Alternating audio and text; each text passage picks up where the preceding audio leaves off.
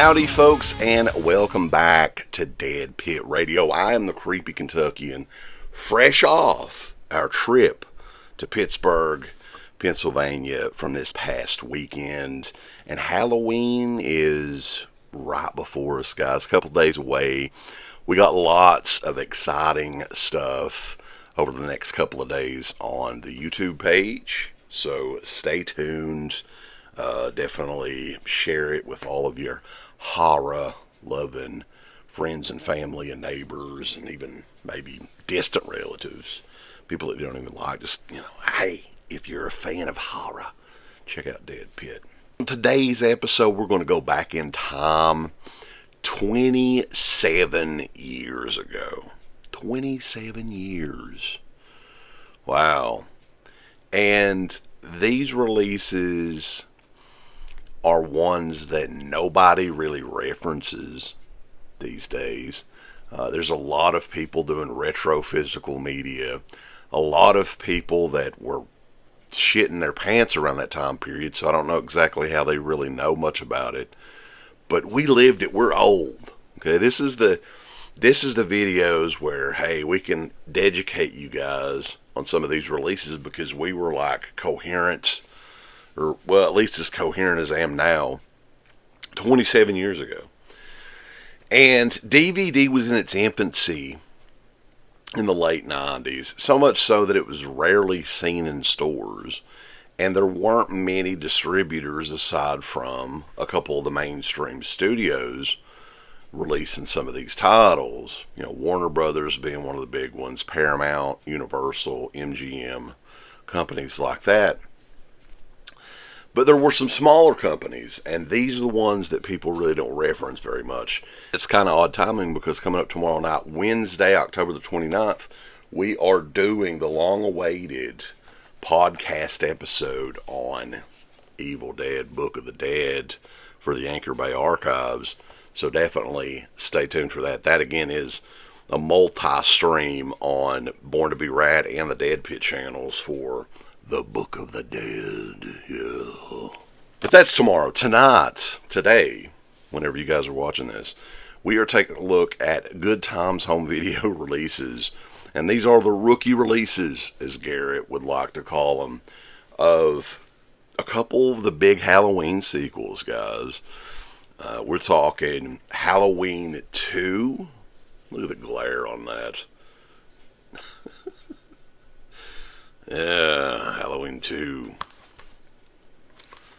The nightmare isn't over. No, it isn't. It isn't over with Halloween 2. Okay? And, of course, Halloween 3, Season of the Witch. And, man, these are in pretty good shape for their age. 27-year-old copies of these movies. This is an old Go Hastings price tag there. So these ones, man, when I initially saw these came out in 1998. And the first time that I saw these, I was not really at all interested in even watching Halloween 3. It was a pretty hated movie at the time, and I don't even think that I had seen it up to that point. But these were staples in Walmart and their 588 bin at the time in the early 2000s. These were all over the place. Nobody was buying these. And for you youngins out there, this is a snapper case. And I know some of the boomers, as you guys would call them, remember the snapper cases. I hated those. They would not fit side by side with your regular DVD cases, and they always, most of these, like, you can see the back of there's a little mark. These are cardboard primarily, so they would not last very long. It's very difficult to find these in decent condition nowadays. But yeah, there were a few companies that did the snapper cases in the early days. Warner Brothers was like the big one. I think Image Entertainment did some of those. Good Times Home Video as well. Who Good Times back in the day would do like bargain VHS and DVD, later DVD releases, like Three Stooges and just weird, one-off TV show episodes stuff. So they would do a lot of strange shit. But these are kind of fun. Back in the day, back in the early days, a lot of people would mistake these for bootleg copies because a lot of the poster art and logos and everything that was used for the movies back then were not included on these editions. Like, they invented their own Halloween logos for each of these, which is kind of fun. But for this one right here, I think for both of these, this is the first time that these were in widescreen for fans to check out on home video. Now, they were non-anamorphic widescreen, so if you try to play them on a TV today, Jesus Christ, talk about a nightmare. You will see mainly nothing but black on the TV, because both of these, I think, were shot in that 2:35:1 aspect ratio. But these are fun. These are kind of a throwback to the early DVD era, and just the way that things were then. Like, with these covers, look how wild this cover is. So with this one here, you've got a completely unique Halloween 2 logo. You've got Michael Myers from part 1. I think that's Dr. Loomis in part 1, which is fine. Like, you get the explosion there, so it's almost like Michael Myers is blowing up shit or something. It looks like Michael Myers has a sword on there. I've never seen a butcher knife that damn big. I mean, that's bigger than a machete. On the back here, you've got Michael Myers from Halloween 6, The Curse of Michael Myers, which Universal had no rights to at all. I think Universal leased these out in the early days. And even on the menu screen, if you go back and check the menu screen out, it has that photo of Michael Myers from Halloween 6. But, I mean, back in the day, this was like a big deal. This was the very first DVD release of Halloween 2. And I kind of like how, and I believe that they did enjoy the pumpkin skeleton logo over at Good Times, because they reused it for Halloween 3. Never been before used in Halloween 3. But, yeah, they used it and just added like a glowing green thing around the eyeballs. But of the two, this one sold the least, and this version is very, very difficult to track down. Now, Good Times a few years after this did a re-release with anamorphic transfers for widescreen TVs, which was catching on in the early 2000s. But these initial releases with the way that you can tell those apart is the initial ones from '98 have the snapper cases on them. And there you can see it's pretty cool artwork there. And they use another explosion. People were big into the explosions back then. Another funny thing about this release too, now keep in mind, these releases were from '98. And I think that there was a re-release that had a standard DVD case with the new anamorphic transfer. That was like 2001. In 2012, Universal released the first Blu-ray of Halloween 3 Season of the Witch, which includes pretty much the exact same cover that Good Times Home Video did in '98 and 2001. Pretty fun stuff. And this is stuff that you don't see a whole lot of people talking about, just because they're, like I said, they're probably shitting their pants back in 1998 when these came out. These are a lot of fun if you're into collecting Halloween DVDs and just random weird stuff from this time period. These are snapper releases.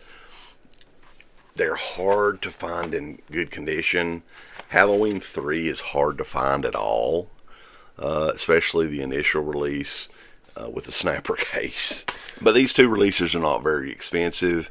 They're a very fun piece of Halloween history on home video, and I thought it'd be cool to do a brief little video on them, especially before Halloween, and take you back 27 years ago when Good Times Home Video released this on DVD for the first time. The two rookie releases of Halloween 2 and Halloween 3. So that is it, guys, for the video. Like, comment below. We appreciate all you guys. Hope you all having a really good, happy Halloween season. And don't forget, tomorrow night, we are doing the Anchor Bay Archives, Evil Dead, Book of the Dead, multi-stream with Garrett from Born to Be Rad. And on Thursday night, October the 30th, Michael Felcher, Slippy, Scoopy, Slurpy, whatever the hell you want to call him, he's ranking all of the Halloween movies. And I was told that he's probably going to piss a lot of people off with this ranking. So you'll definitely want to stay tuned for that. A lot of fun and a lot of hilarity to be had in those Michael Felcher streams. So that is Thursday night at 10 p.m. So guys, that is it. Let me know what you think. Do you remember these two releases? And we'll catch you guys next time over at DEADPIT.com. A big thanks goes out to our supporters over at DEADPIT on Patreon.com. You can get hours upon hours of great content, right, Uncle Bill? There's so many hours of content. We've got reviews, we've got songs, we've got live streams, we've got exclusive streams, we've got non-exclusive streams, we've got streams with all kinds of celebrities and all kinds of different old shows from the past podcast, the initial incarnation of the show. All of that can be yours. DEADPIT on Patreon.com. Show us a little bit of love. Give us some money because we definitely deserve it. That Patreon page is so killer that you'll rub your bird to it on a nightly basis. It's that good. You won't be able to contain yourself. You'll have to jerk your bird out and go crazy. I mean, that's how much content that we have. So much content that it's massive, and it will massively smack you in the face. You'll play with your bird so much, pretty soon you'll be looking around for somebody else's bird to play with. Hey everybody, it's your favorite Filipino bitch, Miss Slatko Fudd, telling you about shop.deadpit.com. Simply the best horror shirts on TeePublic. There are others, but they all suck. And it's the best goddamn deal on horror shirts you will ever see. New shirts, old shirts, all the in-between shirts. God damn it, fools. Go over to shop.deadpit.com. You ain't down with that. You can go to fucking hell.